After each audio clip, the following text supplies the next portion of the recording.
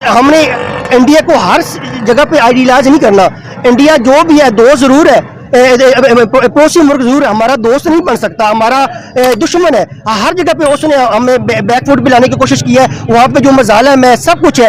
India को हमने अपने जो फॉरेन पॉलिसी के थ्रू इसको बैकफुट पे लेके जाना है। अफगानिस्तान के साथ और बांग्लादेश के साथ हमें अपनी ट्रेड खोलनी चाहिए। बांग्लादेश हमसे बहुत आगे गया हुआ है। हम मिसाल देते थे टके के लोग नहीं, टके के लोग नहीं, अब पता इतना महंगा हुआ है। वाघा बॉर्डर से दूर 30 किलोमीटर दूर जो है इंडिया पंजाब का गाँव अटारी है। बिल्कुल। अब वहाँ पे देखिए, वहाँ पे जो प्याज का रेट है वो 25 रुपए किलो है, आटा 30 रुपए किलो है। पाकिस्तान में आटा 100 रुपए किलो से ज्यादा है। और प्याज की देख ले, फसल एक, मौसम एक, जमीन एक। आप सिर्फ इंडिया पे रिलाई नहीं कर सकते।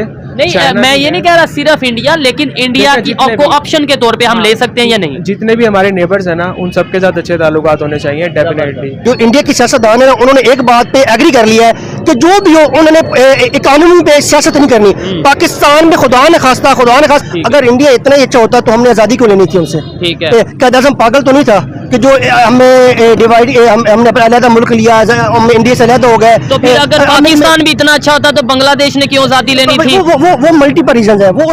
हेलो दोस्तों, welcome back to my YouTube channel Pakistani public reaction. दोस्तों, पाकिस्तान की इकनॉमी इतनी डाउन हो गई है कि पाकिस्तान में खाना पीना का सामान खरीदने के भी पैसे नहीं बचे हैं। सुनते हैं पाकिस्तानियों के मुख से क्या है पाकिस्तान की हालत। देखते हैं वीडियो, आप भी देखिए। अगर वीडियो अच्छी लगे तो वीडियो को लाइक शेयर सब्सक्राइब जरूर करें। 95% डिफॉल्ट के करीब जा चुका है और आने वाले टाइम पे शायद मजीद जा सकता है। इकोनॉमिकली डिफॉल्ट की बात कर रहे हैं। क्या कहना चाहेंगे इसके ऊपर आप? दुनिया में 4 रीजन हैं जिसकी वजह से कोई मुल्क डिफॉल्ट करता है। एक तो ये है कि उस मुल्क के अंदर जंग लगी हो, वो जंग में हो तो उस वक्त जो इकोनॉमी आपकी डाउन हो जाती है, डिफॉल्ट हो। जब उस मुल्क में कोई बगावत हो रही हो, कोई इनकलाब की जो है मूवमेंट चाह रही हो, उसकी वजह से डिफॉल्ट होता है। तीसरी रीजन होती है मिस मैनेजमेंट। जब मिस मैनेजमेंट होती है तो फिर भी आप डिफॉल्ट कर जाते हैं। चौथा मेन रीजन है वो है पॉलिटिकल करप्शन। आप देखें ना जी कि पाकिस्तान किस वजह से डिफॉल्ट हो रहा है। पाकिस्तान कहीं इनकलाब की वजह से तो नहीं डिफॉल्ट हो रहा। पाकिस्तान के 2 रीजन हैं जिसकी वजह से पाकिस्तान जो है डिफॉल्ट की तरफ जा रहा है। एक है हमारी पॉलिटिकल करप्शन, दूसरा है मिस मैनेजमेंट। एक हमारी करप्शन इतनी है कि हमने जो मुईशत है इसके बारे में कभी सोचा नहीं है, और हमारी मिस मैनेज इतनी है कि हमें पता नहीं है कि हमारी प्रायोरिटीज क्या है, हमारे 5 साल के आगे मंसूबे क्या है, हमने पाकिस्तान को क्या लेके जाना है, हमें क्या चैलेंजेस का सामना करना पड़ेगा। तो जो पाकिस्तान का जो इस वक्त डिफॉल्ट हो रहा है इसकी 2 मेन रीजन है। एक है political corruption and second one is the miss management. अच्छा, सरदार साहब मुझे ये बताएं कि इंडिया की अगर बात करें, हर चीज में हम उनसे अपने आप को कंपेयर करने की कोशिश करते हैं, चाहे वो बहुत सी, बल्कि तकरीबन हर फील्ड में इस टाइम हमारे से आगे है। लेकिन फिर भी जहां पर खेल का मैदान हो या जंग का मैदान हो, हम ये कह देते हैं जी हमें जज्बा है, हम तो जीतेंगे इंडिया से। इकोनॉमी में हम क्यों नहीं कहते कि जी हमें जज्बा है, हम इंडिया से आगे निकलेंगे? वो दुनिया की 5वीं बड़ी इकोनॉमी बन गई,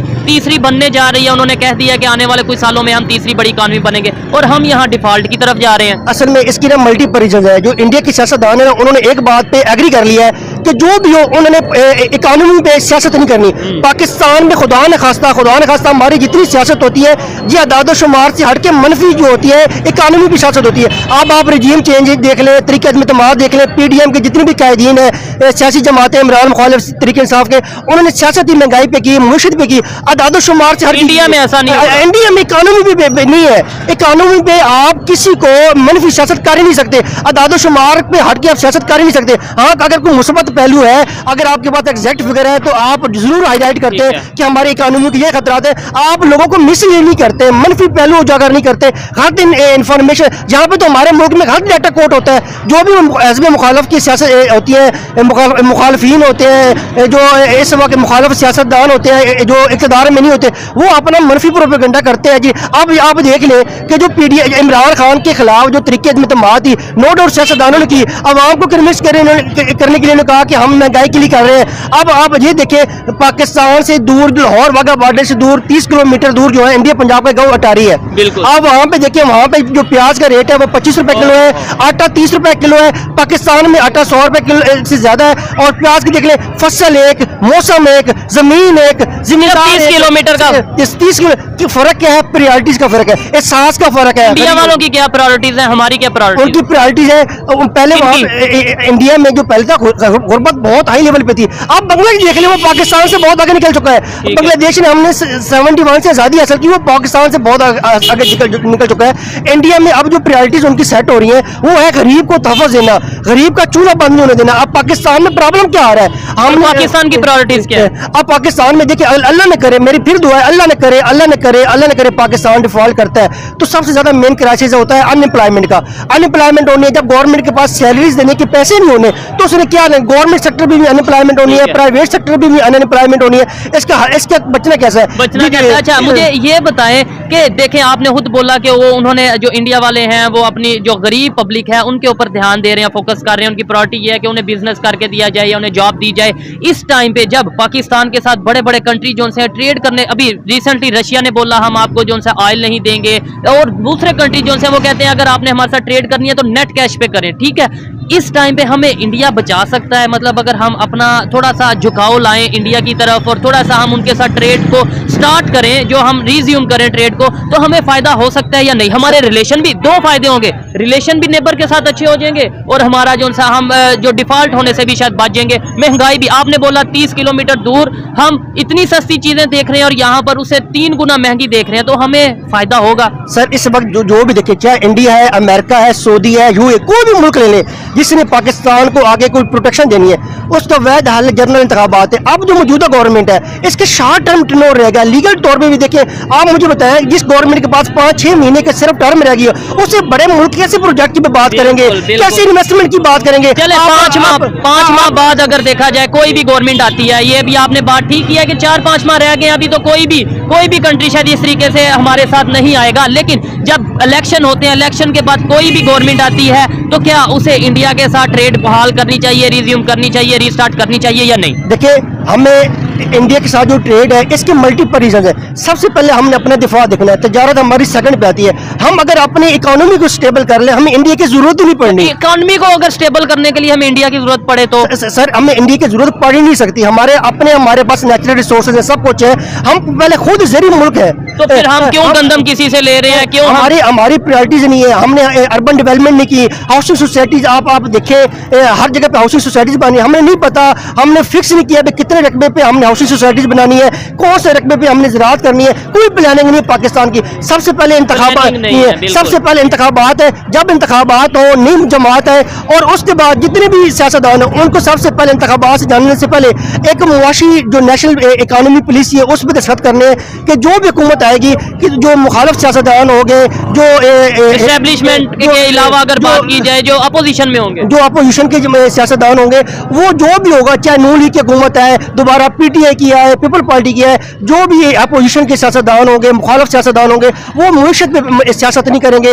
लोगों को मनफी डाटा कोड नहीं करेंगे, मिसलीड नहीं करेंगे, wrong information, incorrect, baseless, फ्रीवुलेस, concocted जो भी इन्फॉर्मेशन है। अब पाकिस्तान का बेरा क्या हुआ है, क्या हुआ है कि जो इमरान खान ने जैसी भी था इकोनॉमी को स्टेबल कर लिया था, जो भी जैसी भी था। इमरान खान साहब ने बहुत ज्यादा जो है वो कर्जा भी बहुत लिया। सर देखे उस वक्त जरूरत थी पाकिस्तान की। आपका ट्रेड भी इमरान खान साहब ने बंद की इंडिया से या दूसरे कंट्री। सर देखिए, हमारा सबसे मेन इशू है वो कश्मीर है।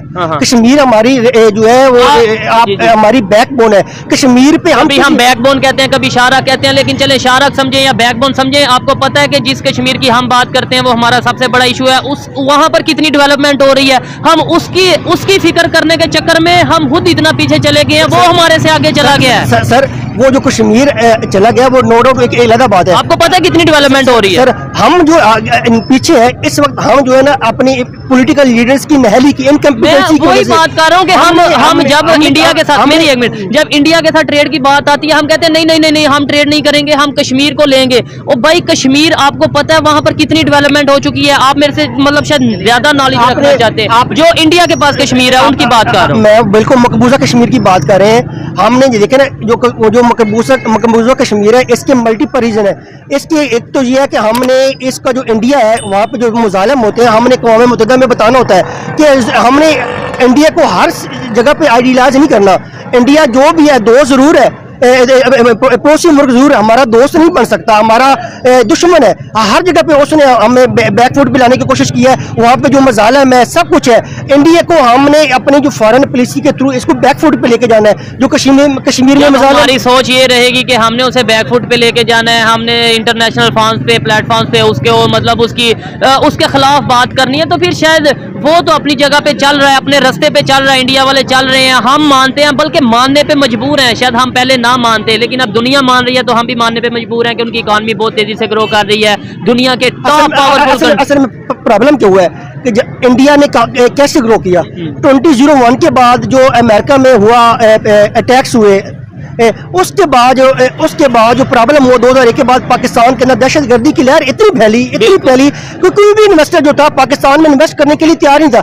ये तो हमारे फौजी पाकिस्तान है, हमारी आर्म्ड फोर्सेज है, हमारी पुलिस है, जिन्होंने कुर्बानी, जिसकी वजह से आज आप और मैं इस अनारकली बाजार में इंटरव्यू कर रहे हैं, हम बात कर रहे हैं। जी हमारी शुदा की कुर्बानी है, हमारे फौजी पाकिस्तान की कुर्बानी है, हमारे सिविल लोगों की कुर्बानी है, हमारी पुलिस की कुर्बानी है। आप जिस मुल्क के अंदर 15-16 साल दहशतगर्दी की जंग रही हो, हमारे KPK में क्या हालात है, कैसे हालात है, हम वहां पे कैसे इकोनॉमी को स्टेबल कर सकते थे। पाकिस्तान ने फिर भी सर्वाइव किया, पाकिस्तान आज भी ग्रो कर सकता है। कैसे ग्रो कर सकता है? नेबर के साथ तल्लुकात खराब करके ग्रो कर सकता है? सर हम जंग तो नहीं चाहते ना, रिलेशन भी आप कहते हैं हम अच्छे नहीं रखेंगे। जब तक कश्मीर का इशू नहीं होता हम उसके साथ देखिए, ये जो डबल एज होता है, हमने उसको ऐसा रिलीफ भी नहीं देना कि जहाँ पे हमारा कश्मीर का इशू सिर्फ पाकिस्तान को क्यों, हल क्या है? और दूसरे नंबर पाकिस्तान को याद आता है इस्लामिक कंट्री और भी बहुत मौजूद है, वो इंडिया के साथ ट्रेड कर रहे हैं, सऊदीया इंडिया के साथ ट्रेड कर रहा है, हम कश्मीर के पीछे पड़े हैं और कश्मीर हमारे से आगे निकलता जा रहा है। सर देखिए, हमने जो भी मामलात हैं, जो भी बाकी इस्लामी ममालिक हैं, वो इंडिया के नेबर नहीं है हमारे, हम खुद नेबर हैं, हम इंडिया के नेबर हैं। आप अपने नेबर के बारे में बेहतर जानते हैं, मैं किसी और जगह पे रहता हूं, मुझे नहीं पता आपके नेबर के साथ क्या इशू है।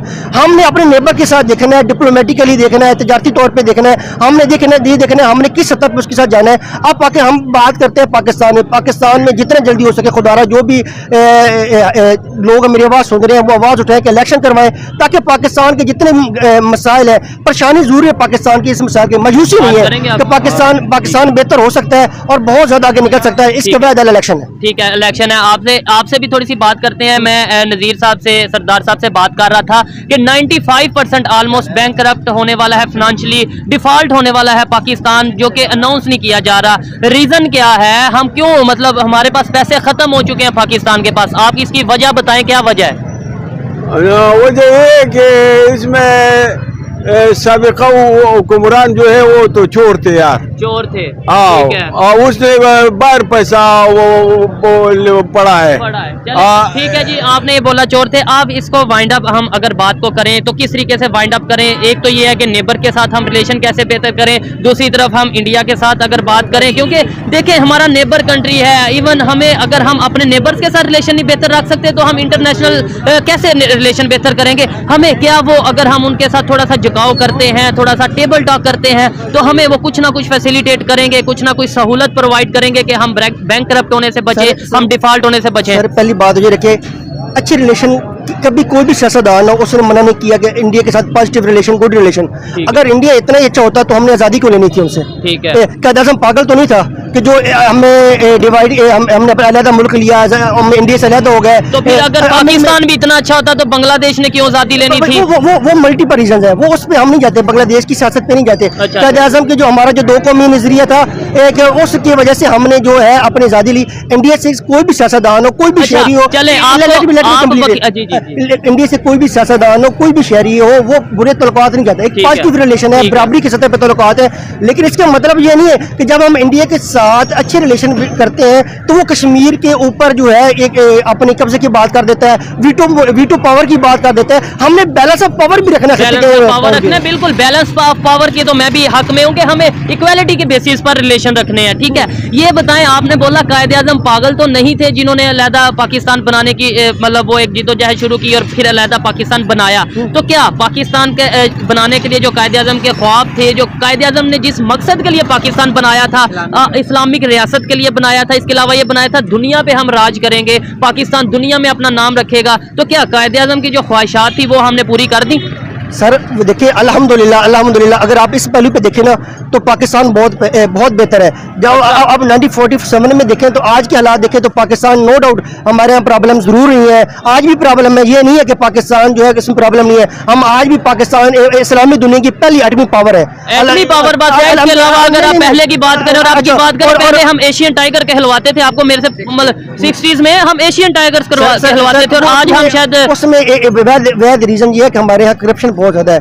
करप्शन की वजह से हम पीछे चले गए, अदरवाइज आज भी मुल्क के अंदर करप्शन खत्म हो जाए, सिंसियर पुलिस बने और कोई भी सियासतदान हो वो मनफी सियासत ना करे। आप जो भी सियासत करे, कायद आज़म के रहमतुल्लाह अलैह के जो ख्वाब है, अल्लाह ताला उनकी कब्रों पे करोड़ों हार रहमत नाज़िल करे, वो मुस्लिम पाकिस्तान है, हमारे कायद है। हमने उनका जो विजन है, उनका जो ख्वाब है, वो हर सूरत में पूरा होकर रहेगा और हम उस मंजर की तरफ गामजन है और पाकिस्तान इंशाल्लाह जरूर तरक्की करेगा। तमाम पाकिस्तानियों से अपील है वो दुआ करें कि इंशाल्लाह पाकिस्तान का जो कायद आज़म का जो ख्वाब था, हमारे बुजुर्गों का ख्वाब है, इकबाल का ख्वाब करें है, और ऐसी जिद्दोजहद करें, ऐसा काम करें, पॉजिटिव वे में हम आगे बढ़े, तो ही शायद हम जो जिस मकसद के लिए पाकिस्तान बनाया गया था शायद पूरा कर पाएंगे। अदरवाइज हम अभी मजाक बन रहे हैं, पूरी दुनिया में ये एक हकीकत है और शायद आगे भी बनते रहेंगे अगर हम अपनी पॉलिसीज पर, अपनी गलतियों पर गौर नहीं करेंगे। बहुत शुक्रिया, आपने टाइम दिया, अच्छा लगा आपसे बात करके। और आपका भी मैं जो है जदोजहद है, जो भी आपकी जो मूवमेंट है, हार्ड वर्क है, इसको अप्रिशिएट करता हूँ कि इस वक्त पाकिस्तान में सबसे ज्यादा जो जरूरत है वो है शऊर की। आप लोग अवेयरनेस के थ्रू, लोगों से डायलॉग के थ्रू लोगों को मोटिवेट भी कर रहे हैं, एजुकेट भी कर रहे हैं और लोगों को बता रहे हैं कि कायद आज़म का जो ख्वाब है वो कैसे पूरा होना है और एक रोशन पाकिस्तान कैसे बनाना है। बिल्कुल जी, ये देखें, ये ऐसी बातों से मुझे एनर्जी मिलती है, मोटिवेट होता हूँ कि पाकिस्तान के लोग अब समझ रहे हैं कि मेरा ये वीडियोस रिकॉर्ड करने का मकसद क्या है, पब्लिक से बात करने का मकसद क्या है और खुशी होगी। और इसी से मैं यही कहना चाहूंगा कि पॉजिटिविटी के साथ, अवेयरनेस के साथ ही हम पाकिस्तान को बेहतर कर सकते हैं। बहुत शुक्रिया, थैंक यू सर। अस्सलाम वालेकुम। वालेकुम अस्सलाम। आपका नाम? मोहम्मद जानीस इमदाद। मोहम्मद जानीस इमदाद। जानीस इमदाद। मैं जिस टॉपिक पे वीडियो रिकॉर्ड कर रहा हूँ, टॉपिक ये है कि पाकिस्तान तकरीबन 95% इकोनॉमिकली डिफॉल्ट हो चुका है। वजह क्या है इसकी? सर मुझे जो वजह लगती है वो है पॉलिटिकल इंस्टेबिलिटी।